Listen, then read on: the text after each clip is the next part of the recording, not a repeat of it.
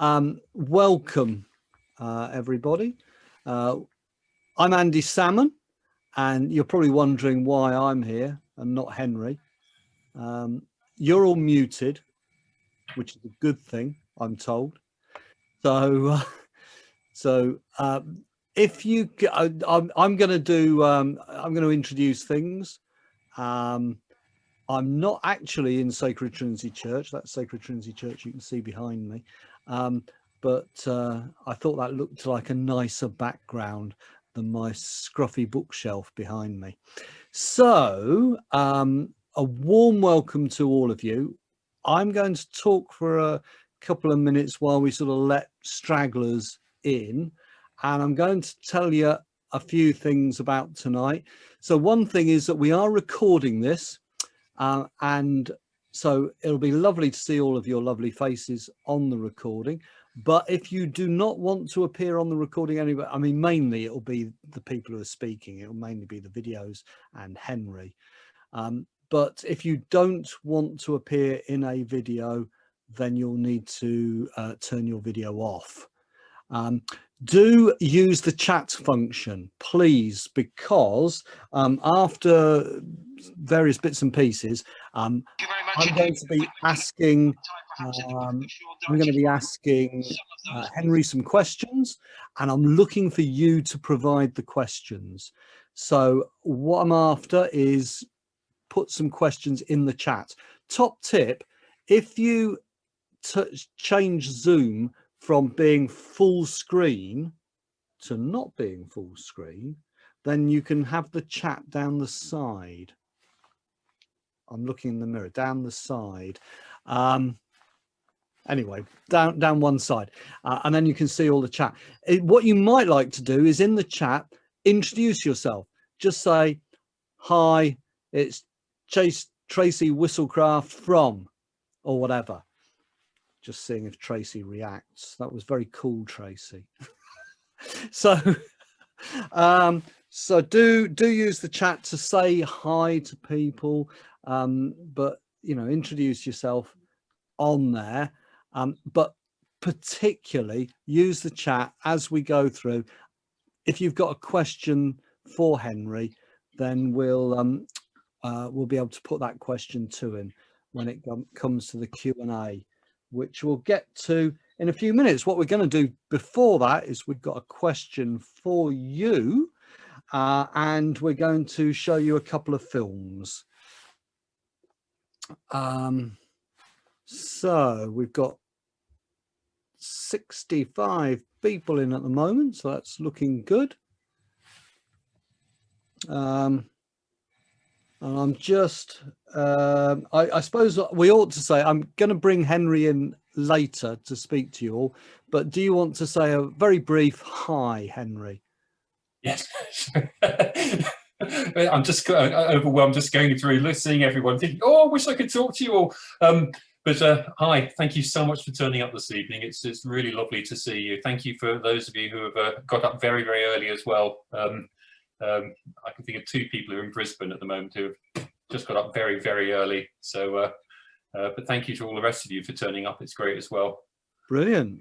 I was in a meeting this morning with people from Brisbane and Melbourne, and at the end we had a debrief, and somebody said, "Okay, I think it's now time for a gin and tonic." And I said, "It's 8:30 in the morning here. I'm not having a gin and tonic yet." Anyway, so yes, I see we've got Tony and Jenny from Brisbane there. Quite a few from Salford, some from Germany, France, Bradford. It's good spread. Now I'm going to do what we're going to do 2 polls tonight. So we want to know what you think. So I'm going to ask Will in a moment to share a poll, and we'll get you to vote on the poll. Hopefully most of you have done Zoom polls before. Can we share the poll, William? Will. There we go. So you should be able to see a poll in front of you. we're asking you, when you think of Jesus struggling, do you think mainly about? And so I'm going to give you a moment to click your answer to that question. Oh, so we've got one of Henry's old teachers here, apparently. That's somebody is pointing out to me that it's never too early for gin. I'm sorry, but I don't think I could do gin and tonic at 8:30 in the morning. It was, what would it be, 7:30 in the evening in Australia, so that was a more legitimate time. Right. I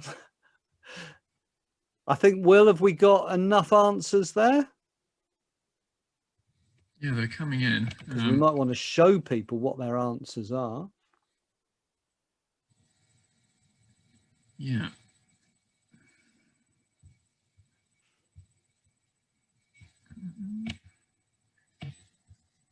Shall I do that when I share my screen for the video, do you think, Andy? I think, isn't there a function where you can just show the poll answers?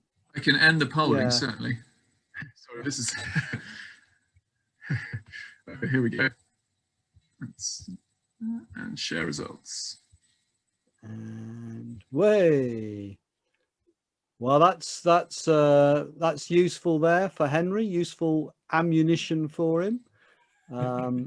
Obviously, Gethsemane gets top marks in terms of what we think of as Jesus struggling, but then some others as well, and quite a lot of you. I suspect that the fourth one is the correct answer that Henry's looking for, but we'll see. We'll find out. We're going to have a video. So Will's going to share his screen, and Will's going to share his screen, and we're going to watch a video about the book. Okay. What did Jesus find difficult? When did Jesus struggle? Of course, the go-to answer is Gethsemane, and then all that follows on Good Friday. No one could deny that Jesus struggled then. We have it from his own mouth. When Jesus prayed in the Garden of Gethsemane, he said, "I am deeply grieved, even to death." Then he threw himself onto the ground and prayed, "My Father, if it is possible, let this cup pass from me. Yet not what I want, but what you want." No one could deny that this was a very difficult time for Jesus, and that he struggled. And in the garden, he was conflicted. Of course, he did not want the suffering, the humiliation, but he did want to continue in obedience to God. And so he prayed, "My Father, if this cannot pass unless I drink it, your will be done." So he did struggle on this night, and of course the next day. But was this the only time he struggled, when he was conflicted? Were there others? I think so, and the more I've thought about it, the more instances I have found. Let's start by rewinding the clock a few years and go back to the wilderness, when Jesus had been fasting for 40 days and 40 nights. Luke tells us that when these days were over, he was famished. That's probably an understatement.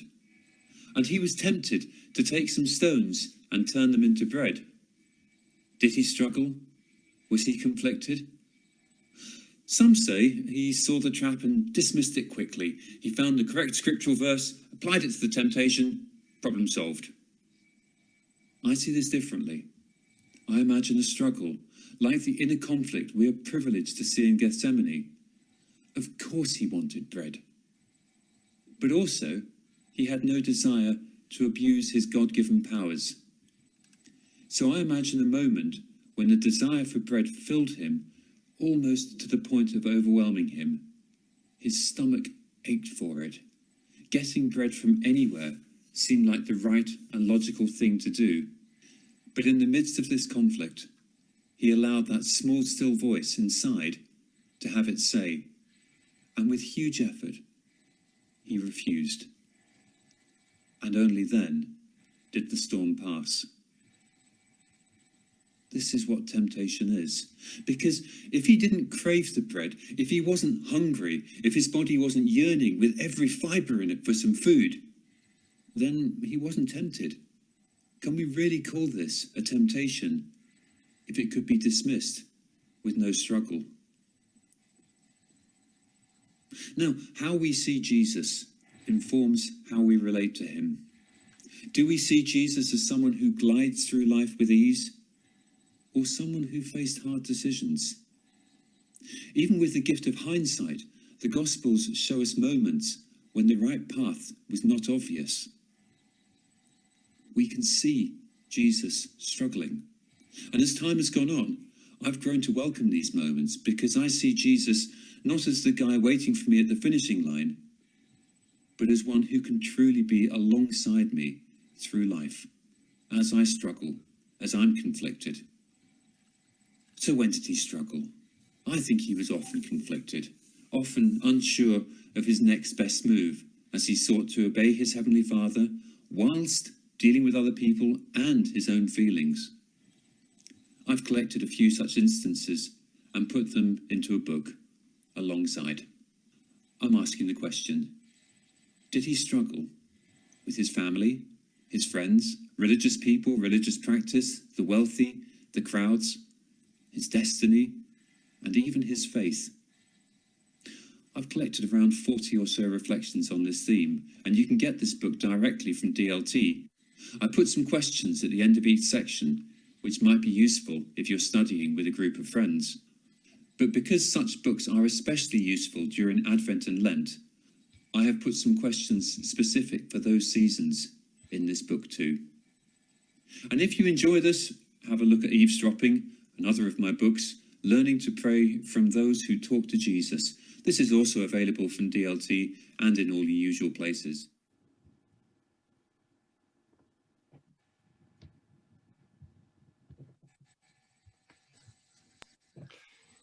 Brilliant. And we've already got a couple of questions coming in, one of which, I'm not going to do the questions yet, but one of which to think about is from Simon, who wants to be able to play the video to other people. We might need to think, so that's a question for Will and Henry to think about, whether there's a way of accessing that video, but you can tell me later. What we're going to do now is a couple of people who are well known to Henry were given the book to read in advance, and they are Joe and Ian. So they are, what we've got is we've got a video for you. So I ought to introduce, no, they introduce themselves in the video, don't they, really? So I was going to say who they are. They're lovely people, believe me, they are, and wise people. And we're going to listen to them discussing Henry's book. So,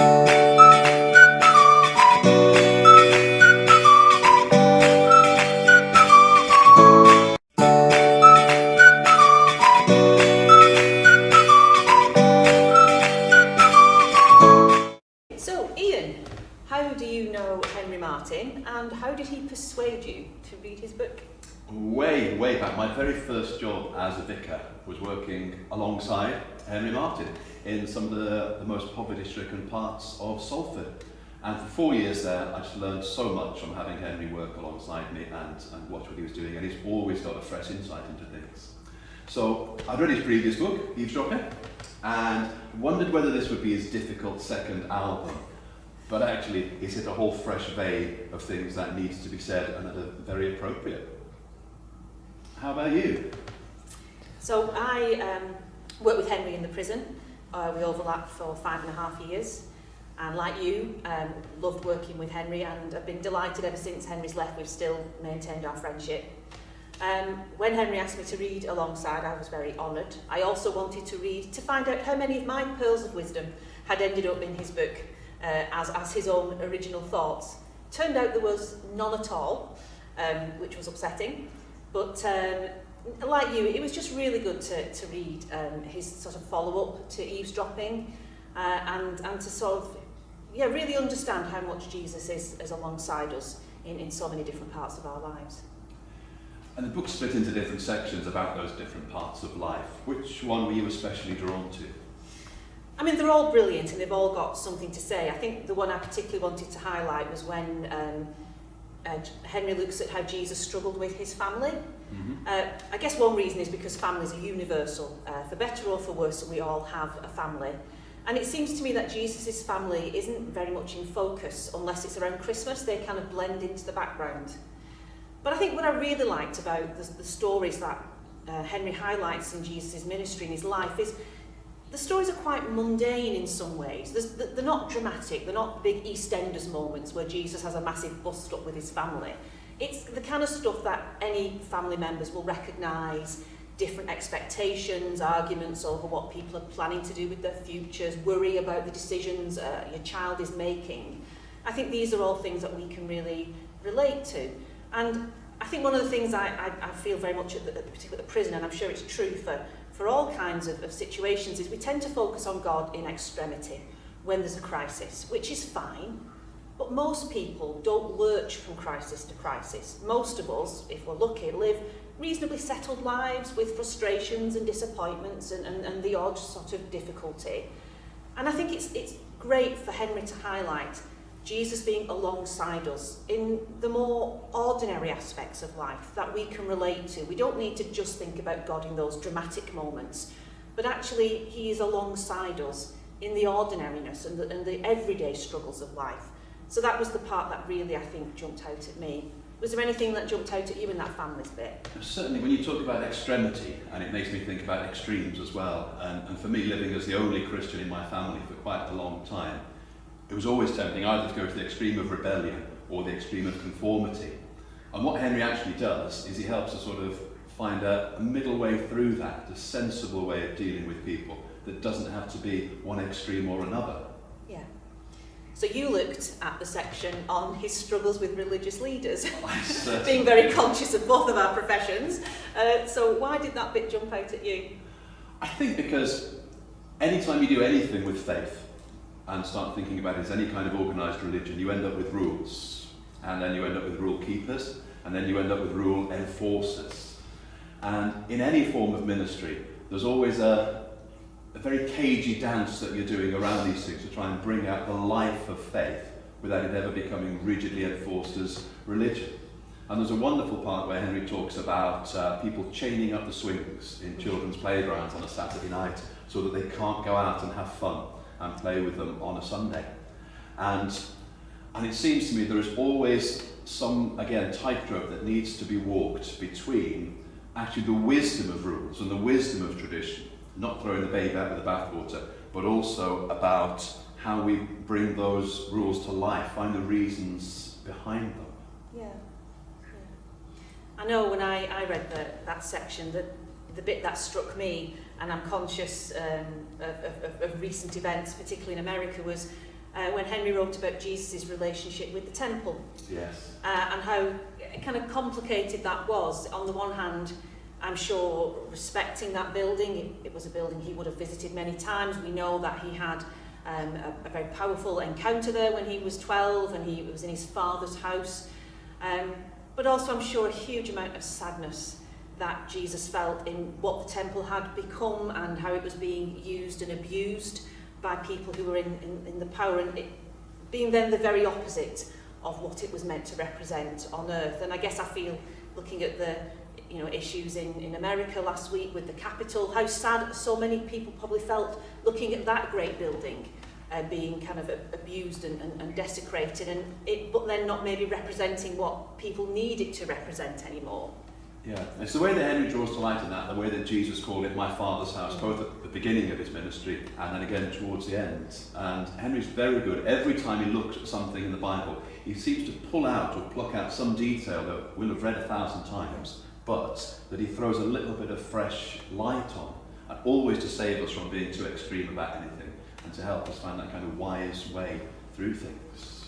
And I think for me it's because Henry's focusing on, again, the more ordinary aspects. I guess whenever we look at Jesus, we're drawn to the more dramatic moments, his miracles, his healings and so on, which of course are fundamental, but there's so much more in those stories that we tend to maybe skip over because they're not quite as dramatic and as exciting. And so I feel in this book it's great to put the microscope on those smaller moments that again help us to relate to Jesus. I find it hard to relate to the Jesus who's walking on water and feeding 5,000, but the Jesus who falls out with his mother or is disappointed with his friends or who gets frustrated with a religious leader, we've all been there, haven't we? And we can all appreciate those feelings. And this time in life for all of us, I was reading it in lockdown and then kind of rereading it under restrictions. And actually, once we got over the immediate crisis of COVID, it has been a long, long slog. And we do need that Jesus character alongside us in that, where every day has been not that riveting, not that exciting. And we only make it through those which are the most important parts of life, but not the critical parts of life, by having Jesus there. So, is there anything else you would say to people about encouraging them to buy this book? I think it's good that it comes in lots of small chapters so that each one of them is deep enough to make you think about something, but nothing ever outstays its welcome on the page. And it would be fine for Advent, it would be fine for Lent, but actually I read it in neither of those times, and just a little bit at a time, every time came away with something slightly fresh from the Gospels. How about you? I think for me, I think it just brings the character of Jesus more and more alive. Again, it for me puts the flesh on the bones of who Jesus is, beyond the kind of statues and stained glass windows and those grand pronouncements, which make Jesus a very impressive, but maybe a bit intimidating, maybe a bit remote as a figure. He talks about that Jesus, you know, ultimately, we're just coming through Christmas, the idea of God who is Emmanuel, the God who is with us in our daily lives. I really like the quote from the Bishop of Liverpool, who talks about, you know, the kind of the messy, complicated human dimensions of life. To me, that's the Jesus I want to get to know, you know, who is alongside me. And as you say, it's small chapters, small sections. You could easily read it just before you go to bed, read it as part of your daily devotion. It just, for me, brings Jesus more alive, and I think makes Jesus more attractive as well, because I think we can relate to him so much more than maybe we can do in those other more dramatic moments. It's a very friendly book that brings into it the very friendly Jesus. You don't have to be someone who's known Jesus all your life. You can be somebody who's just thinking, who is he? And this is a really wonderful way to finding out more about him and actually getting a fresh look, different from what we've been told as we were growing up, and just bringing some new light in through some new windows to see about this Jesus. Yeah, and I would recommend this book. I mean, obviously for people of faith, as you said, Advent, Lent, it's set up for those seasons, but I would recommend it to anyone who's interested in Jesus, even if you just think he was a good teacher. You might not necessarily agree with the divine aspect of who he was, but if you just want to know more about who he really was, this is the book that really opens Jesus up and brings him down to earth.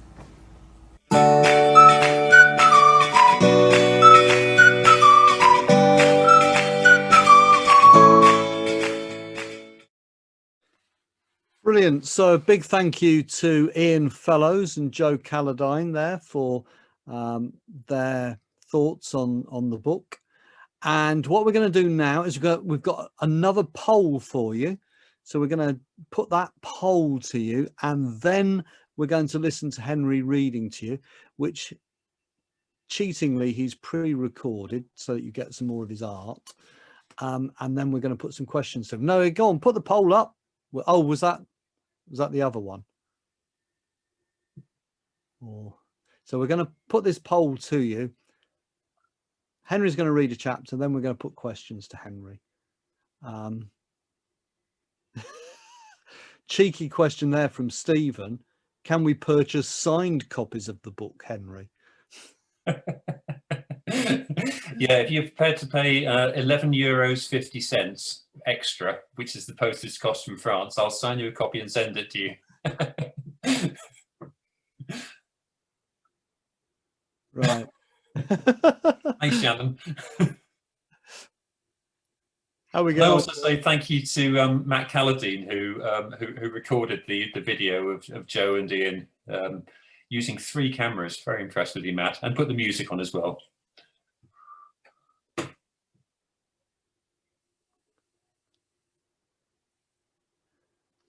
Are we struggling with the poll, Will?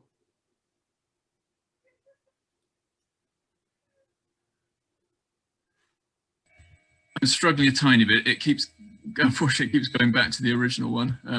I don't know why that is, I'm afraid. Sorry, guys. Okay, I'll tell you what. We'll skip the poll then. I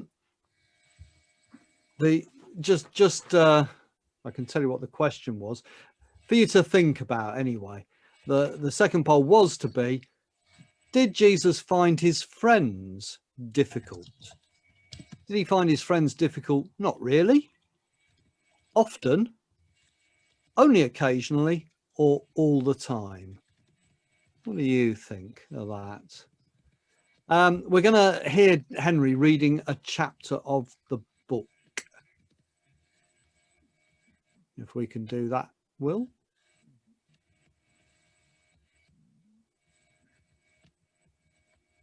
I always feel like I perhaps ought to keep talking, but then it will probably just start. But it's just coming. Bear with me a moment. It's fine.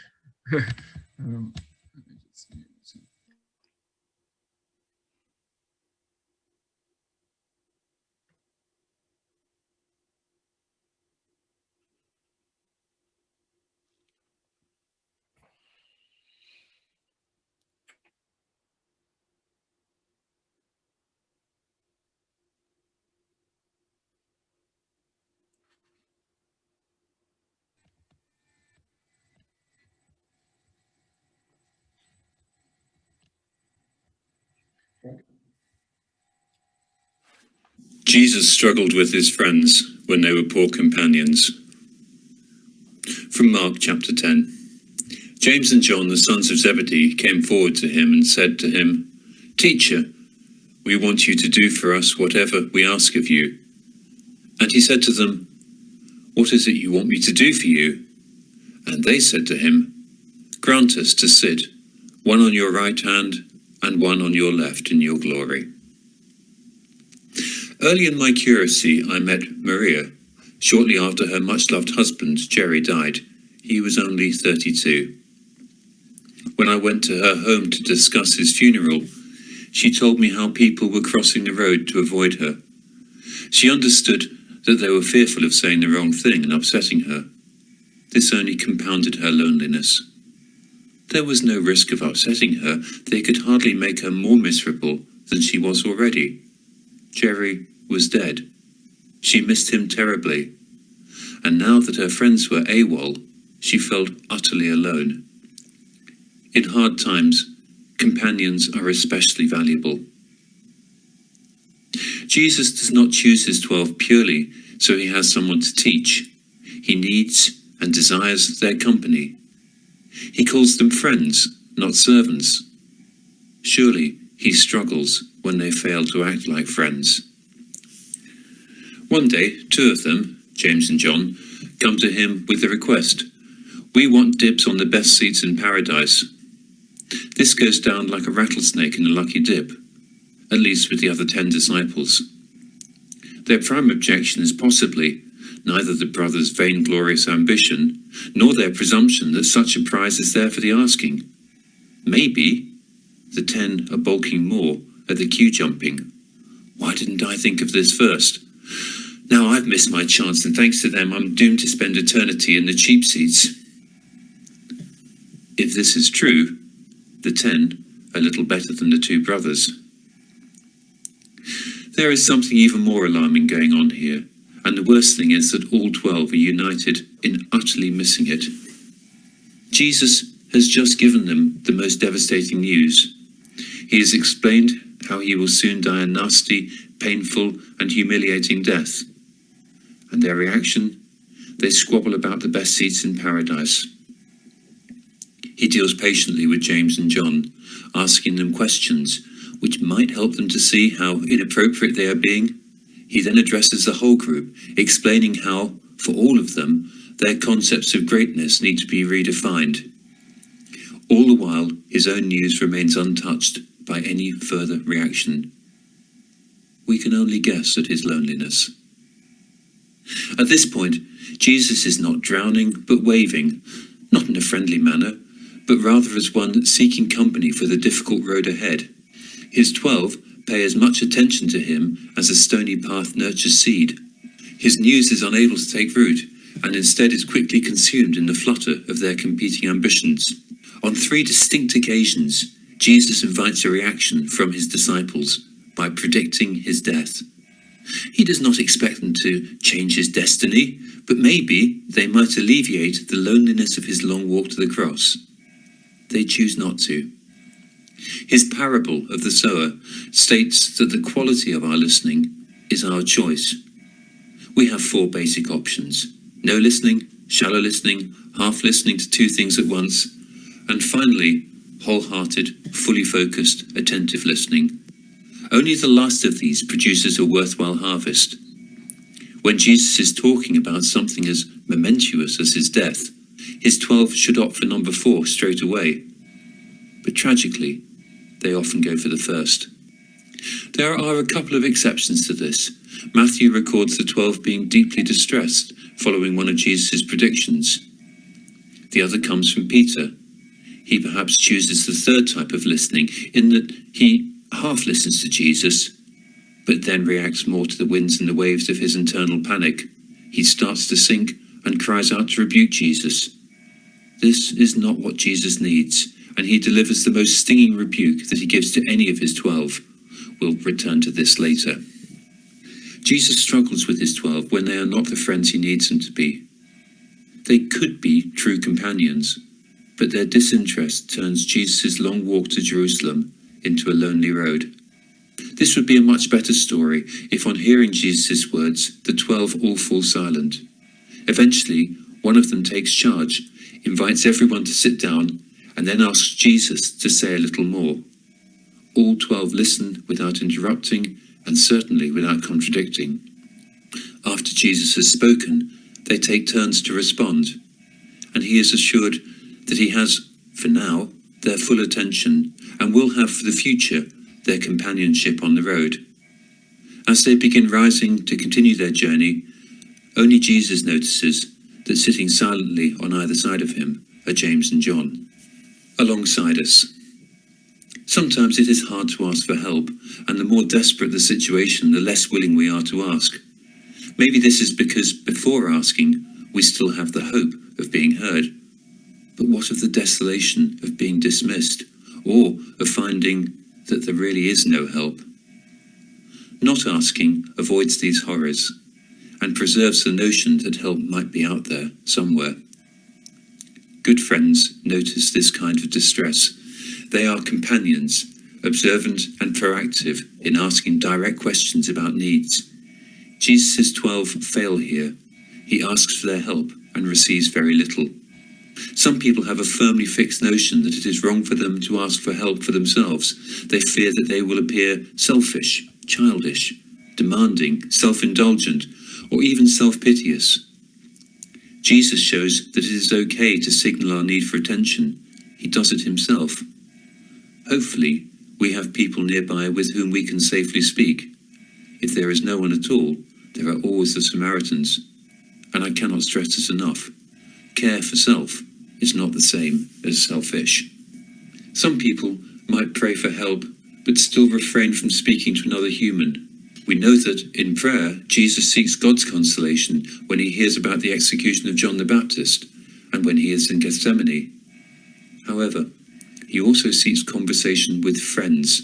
Sometimes praying is not enough. Sometimes we need to speak into a human ear and see the reactions of a human face and hear the answering words spoken by a human voice. Even when we know what those words will be, pretending otherwise is aspiring to a level of super spirituality that Jesus does not seek for himself. We need the companionship of Jesus and of other humans when we are in crisis. We also need to draw alongside those around us. There can be a double whammy for people suffering grief or chronic pain.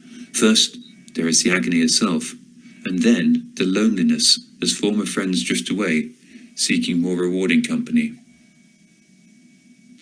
A prayer. Jesus, who walked a path towards suffering, protect us from the same. But if we must walk it, guide us to those who can support, and with them, walk alongside us.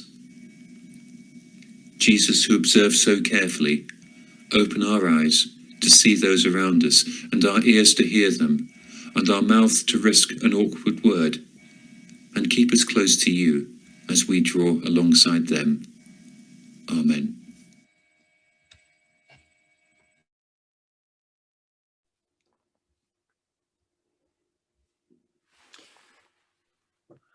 There you go. That was one chapter read by Henry and illustrated by Henry as well.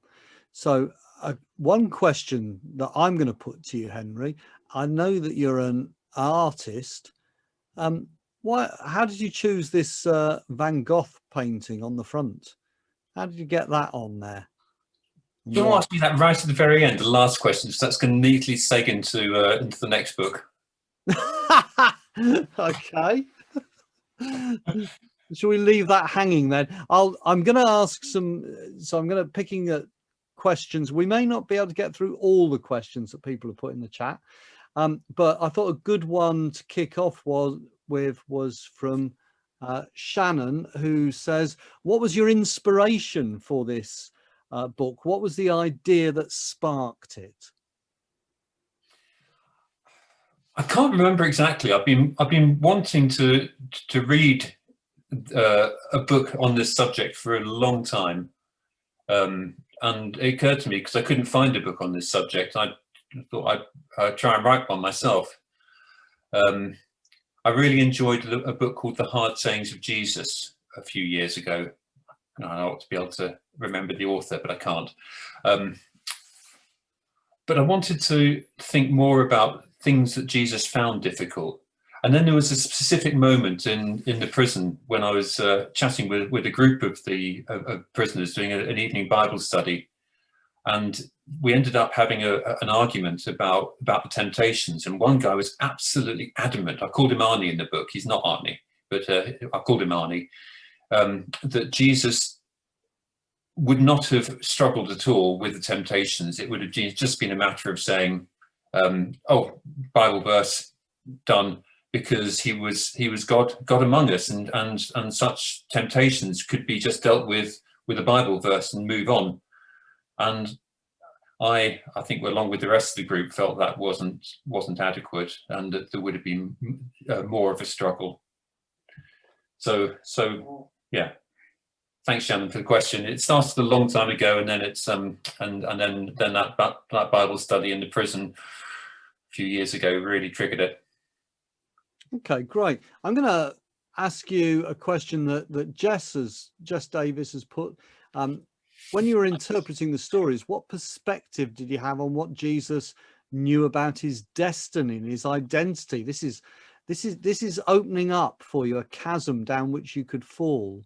I suspect, but did he always know who he was and what his purpose was, or do you think that was something that evolved over time?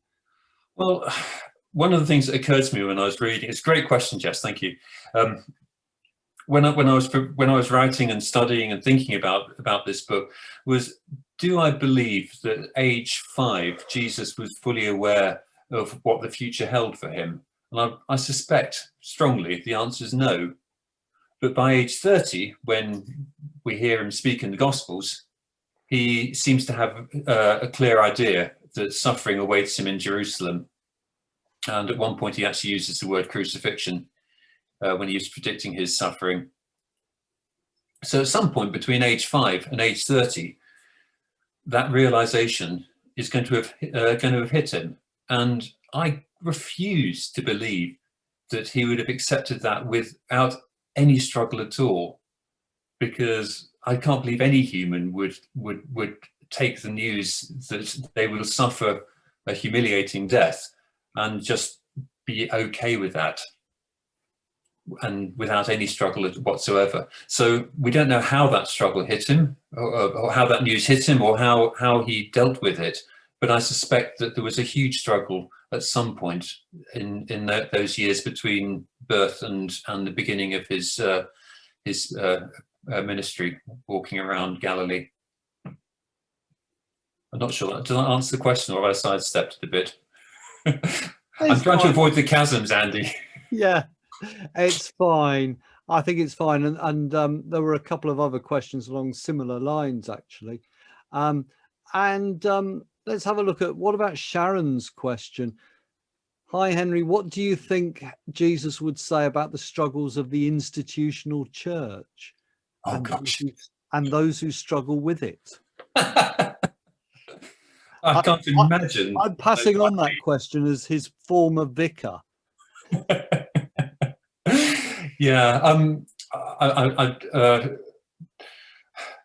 I do dedicate quite a lot of time to this because no secret that I have my struggles with certain rules within the church, particularly relating to equal marriage, and rules which I don't want to uphold.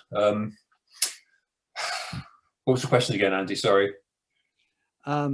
What do you think Jesus would say about the struggles of the institutional church and those who struggle with it? I think we can see in him a definite struggle with the religious status quo of his day. On the one hand, he constantly refers to the temple as his father's house and has a deep respect for it, but he clearly also is deeply critical of a lot of what happens within the temple and how the temple operates, and culminating, of course, with the turning the tables at the beginning of Holy Week. I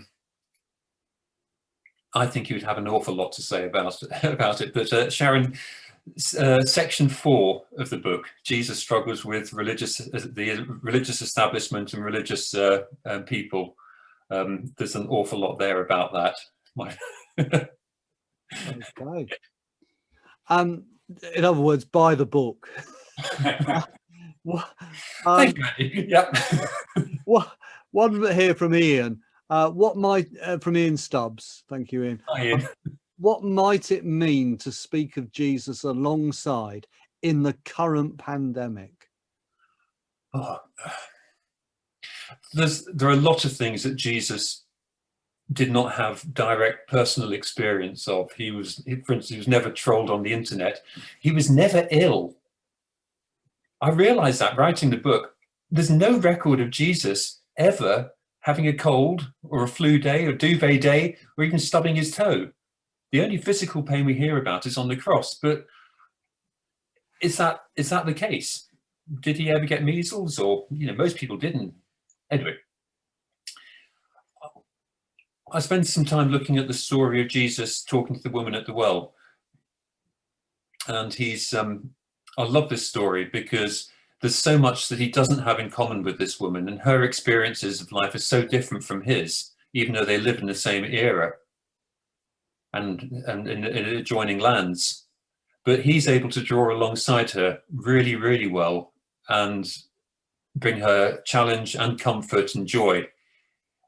Even though he doesn't share her life experience and she doesn't share his. So he doesn't know what it's like to live, he didn't know in his earthly life what it was to live through a pandemic, but he does definitely see us, and he can be alongside us in this pandemic with all of the struggles attendant to that. Okay, thank you. There was a question there.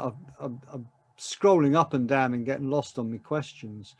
Oh yes, Roger Hill asks, what would Jesus be struggling with if he were a prison chaplain, Henry? He wouldn't be struggling with his lovely volunteers. Evening, Roger.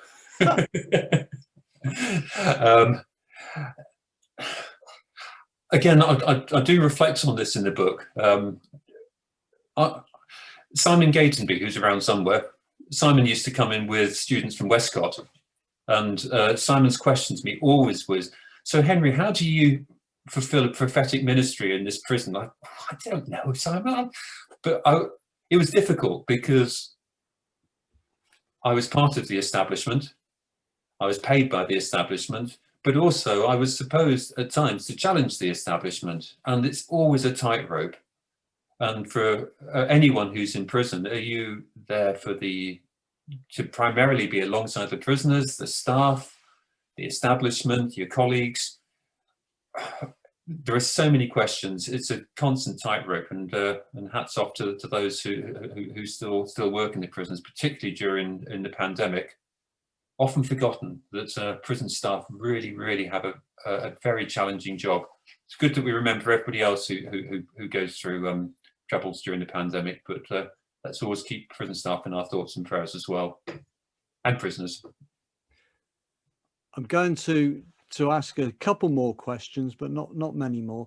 And Niall Fernando asks, conflicts can be around the concept of dissonance, trying to meet two conflicting psychological or emotional needs or demands. Did Jesus have such dissonances? And if so, were there times he came down on the more negative emotional value? Oh, thank you. Nihal, thank you. Nihal, I cover this throughout the book, and I really advise you to read the book carefully. You're welcome, Henry. Okay. Sorry, I knew Nihal would do that to me. Nihal's actually, he did actually help with the writing of the book, because Nihal's a psychiatrist. So I went to him at different points. And I suspect he gave me a very wordy question there, just because that's the kind of thing he enjoys doing. It's fair enough. I did tell people I wanted tough questions. Here's a really tough one from Finn. Oh, how long did it take to write? Oh, about 9 months. So good period. Yeah. It's a good creative times, but yeah, I've been thinking about it for a very long time, but I actually sat down to write in March 2019. There are lots of references to things that happened in the first half of 2019. And not many references to the pandemic, because I'd finished writing by then. It was supposed to come out in August of last year, but things get delayed. Brilliant. I've got one more question. I ought to point out as well, in case anyone's not seen the answer, that Simon asked a question about that video, the sort of promotional video being available, and Will says it will appear on the DLT YouTube channel. Right. Yes. We're hoping to. We'll try and share the link. We'll share the love like crazy. So, but I'm going to ask you a final question from Anne-Louise, and apologies if I've not asked your question, but I thought Anne-Louise's is a good one to finish with. Anne-Louise Critchlow asks, when we are going through difficult times, we often don't feel anything, especially the presence of God. What do you think will motivate us to believe that Jesus is alongside us in our struggles? I absolutely share that. Yes, I think it is just very hard.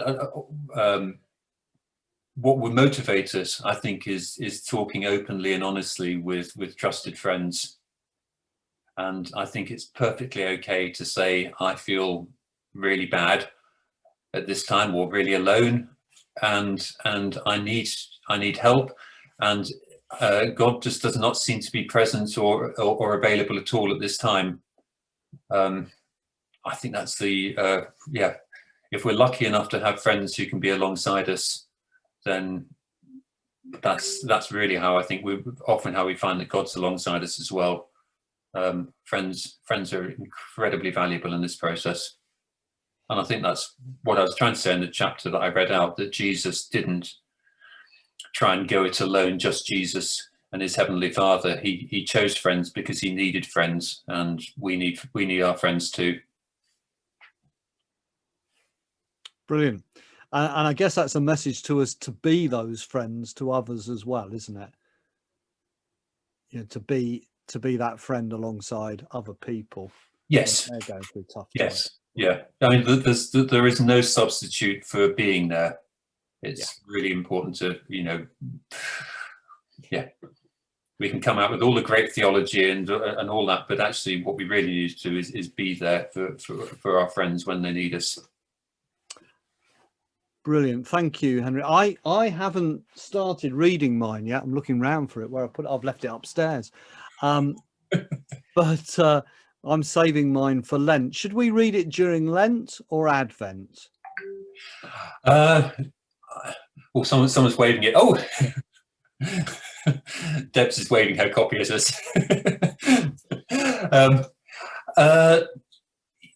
Well, I'd say read it in Lent. Lent's only a few days away now, so start in Lent, and then or read Eavesdropping in Lent if you haven't read Eavesdropping, and then read this in Advent or any other time of year. But just make sure you've read both by Christmas or by November, because you've got one more question to ask me, Andy. Have I? Yes. What, is that the question? How do I buy it? No. Why is there a Van Gogh on the cover? Oh, sorry. Well, I asked you that at the beginning. Go on. I said ask me at the end. Why is the Van Gogh on the cover? Because I wanted an image of two people struggling alongside each other, but also because, all going well, there's another book coming out in November about a Van Gogh painting, which I've done a lot of studying about. So hopefully it would be lovely if we can all meet again in November for, maybe if we could meet in person, that'd be even more fantastic. But if not, assuming I'll be all over social media with it as per this time. But, brilliant.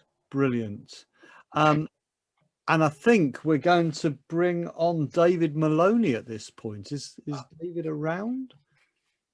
Yeah, I'm here. So introduce yourself, David. I think you're someone very important. I'm really not. I'm the editorial director of DLT. I've had really absolutely nothing to do with tonight's presentation.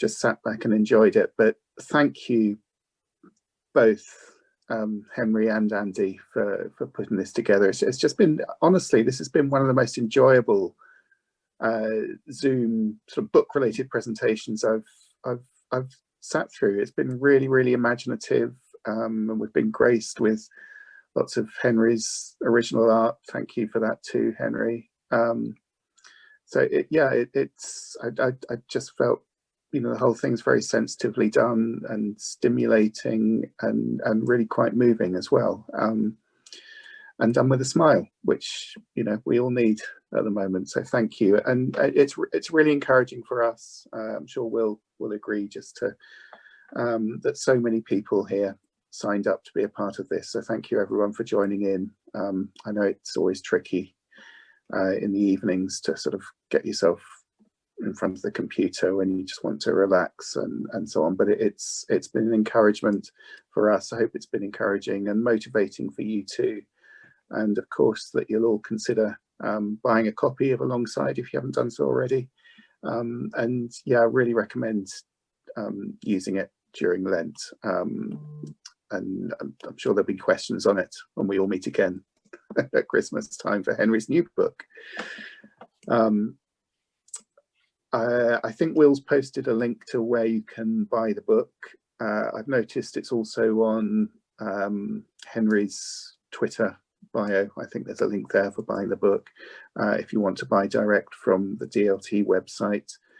Something else that you can do if you want to support a local bookshop during this difficult time is you can order a lot of books and music and all sorts of things, including Alongside, from a website called hive.co.uk. You just go in and look up the book, purchase it, and then at the end there's a little screen where you can choose a local bookshop, which will get a percentage of the of what you've spent there. So it's a good, you know, a lot of bookshops really struggling at the moment not being able to be open, so that's a good way of supporting that. But yeah, just thank you everybody. Thank you, Will, for hosting it, and it's been really great. Back to you, Brilliant. Andy. Thank you. Shall we, I think we're going to finish now. That is the big finale, but let's do a big thank you. I mean, we'll let you unmute yourselves if you like. Let's give Henry a clap. Hey. Hey. Thank you, Henry.